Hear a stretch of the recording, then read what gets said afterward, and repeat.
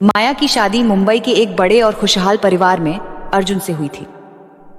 माया की शादी अर्जुन से होना सिर्फ एक शादी का बंधन नहीं था, बल्कि यह एक बिल्कुल नई और चमकदार दुनिया में कदम रखने के बराबर था।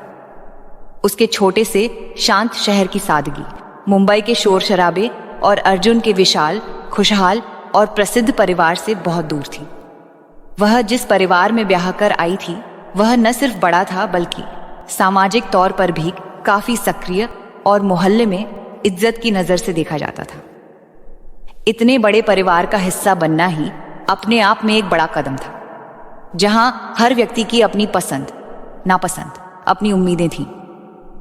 लेकिन इस पर भी घर के बड़े बुजुर्गों, दयालु मगर शायद ऊंचे मानक रखने वाली सास शांति देवी, कम बोलने वाले मगर प्रतिष्ठित ससुर ओम प्रकाश जी, अनुभवी और परिवार के मुखिया दादा रामकृष्ण जी और नरम दिल दादी पार्वती देवी के साथ साथ आसपास के सक्रिय मोहल्ले का माहौल भी उसे कुछ हद तक डरा रहा था। मोहल्ले की औरतों का आपस में गहरा मेलजोल था और हर नए व्यक्ति पर सबकी नजर होती थी। इन सब बातों ने माया को, जो स्वभाव से थोड़ी शर्मीली और नए माहौल में सतर्क रहने वाली थी, और भी संकोच में डाल दिया था। अर्जुन बेशक एक बेहद प्यार करने वाला और हमदर्द पति था, जो हर कदम पर उसका हौसला बढ़ाता और समझाने की कोशिश करता कि सब ठीक हो जाएगा। हालांकि अर्जुन के प्यार के बावजूद माया के दिल की गहराई में एक तीव्र इच्छा पल रही थी। घर में कदम रखने के बाद से माया को जिन कई चुनौतियों का सामना था, उनमें सबसे कठिन और नर्वस कर देने वाला काम हमेशा व्यस्त रहने वाली रसोई की जिम्मेदारी संभालना था। यह सिर्फ खाना बनाने का मामला नहीं था, यह एक परीक्षा थी और इस परिवार की सामाजिक जिंदगी का एक अहम केंद्र था। माया को अच्छी तरह एहसास था कि यह घर सिर्फ अपनी चार दीवारी तक सीमित नहीं है। इस मोहल्ले का कल्चर ही ऐसा था कि लोगों का एक दूसरे के घर आना जाना लगा रहता था। खासकर खाने पीने की चीजों का आदान प्रदान तो रोजमर्रा का नियम था। कोई त्योहार हो, कोई खास मौका, या बस यूं ही कटोरे और प्लेटें एक घर से दूसरे घर सफर करती थीं और उनमें रखे पकवान भेजने वाले के सलीके और हुनर का प्रमाण होते थे। इस लेन देन में जहां अपनापन और प्यार जताना था, वहीं बिना कहे ही एक मुकाबला और मानकों की परख भी शामिल थी। और इस परख में सबसे आगे थी शांति देवी की करीबी सहेली और पड़ोसन शर्मा आंटी। वह न सिर्फ मोहल्ले की हर खबर रखती थी, बल्कि हर नई चीज, खास तौर पर खाने पीने की चीजों पर सख्त राय देने में देर नहीं लगाती थी। उनकी तारीफ पाना एक सर्टिफिकेट समझा जाता था। इसी पृष्ठभूमि में शादी के कुछ ही दिन बाद, जब एक शाम चाय के दौरान शांति देवी ने बड़े ही प्यार भरे अंदाज में कहा, माया बेटी, तुमने आराम तो कर लिया होगा, कल से रसोई तुम्हारी जिम्मेदारी है। हमें यकीन है तुम बहुत अच्छा संभालोगी। तो ये शब्द माया के लिए किसी आदेश से कम नहीं थे। देखने में यह एक सामान्य बात थी, नई बहू को घर की जिम्मेदारी सौंपने का एक कदम, मगर माया का दिल किसी अनदेखे बोझ तले दब सा गया। उसका दिल धक से रह गया। वह जानती थी कि यह सिर्फ दाल रोटी पकाने का काम नहीं, बल्कि पूरे परिवार की उम्मीदों और मोहल्ले में घर की इज्जत को बनाए रखने की एक बड़ी जिम्मेदारी थी। उस रात माया की आंखों से नींद कोसों दूर थी। वह बिस्तर पर करवटें बदलती रही।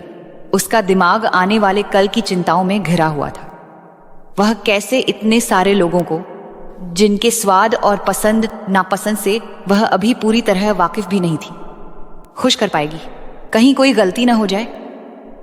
अगली सुबह जब वह डरते डरते रसोई में दाखिल हुई, तो वहां छोटी छोटी चमकती परियां उसका इंतजार कर रही थी। फिक्र मत करो माया, एक परी बोली, हम न सिर्फ घर वालों बल्कि मोहल्ले वालों का दिल जीतने में भी तुम्हारी मदद करेंगी। परियों की मदद से माया ने नाश्ता तैयार किया। नरम पराठे, स्वादिष्ट आलू की सब्जी और खुशबूदार सूजी का हलवा। घर वालों ने खाया तो सब हैरान रह गए। दादाजी बोले, वाह क्या स्वाद है।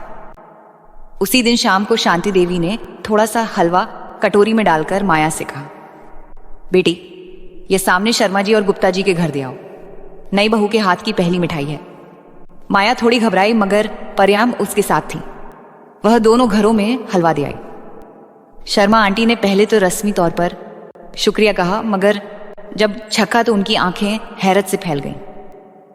गुप्ता आंटी ने तो तुरंत फोन करके शांति देवी से कहा, बहन जी, आपकी बहू के हाथ में तो जादू है।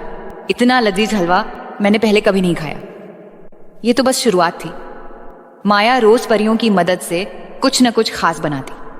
कभी गर्मा गर्म समोसे, कभी ढोकला, कभी गुलाब जामुन। शांति देवी अक्सर अपनी बहू की बनाई चीजें पड़ोसियों को भेजती। जल्द ही पूरे मोहल्ले में माया के हाथ के स्वाद की धूम मच गई। औरतें शांति देवी से मिलती तो कहती, आप तो बहुत खुशकिस्मत हैं शांति जी, ऐसी सुशील बहू मिली है। शर्मा आंटी, जो पहले थोड़ी आलोचनात्मक थीं, अब वे भी माया की तारीफ करती। एक दिन मोहल्ले की किटी पार्टी शांति देवी के घर पर थी। माया ने परियों की मदद से कई तरह के स्नैक्स बनाए। सभी महिलाएं उंगलियां चाटती रह गईं। माया बेटा, यह दही भल्ले की रेसिपी तो हमें भी बताना, गुप्ता आंटी ने फरमाइश की। माया मुस्कुरा दी।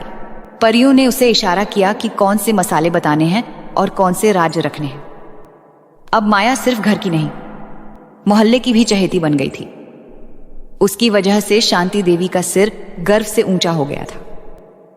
दादा और दादी जी भी खुश थे कि उनकी पोती बहू ने न सिर्फ घर संभाला, बल्कि मोहल्ले में भी परिवार का मान बढ़ाया। माया जानती थी कि इस कामयाबी का श्रेय उन छोटी परियों को जाता है जो हमेशा रसोई के कोने में छुपकर उसकी मदद करती थी।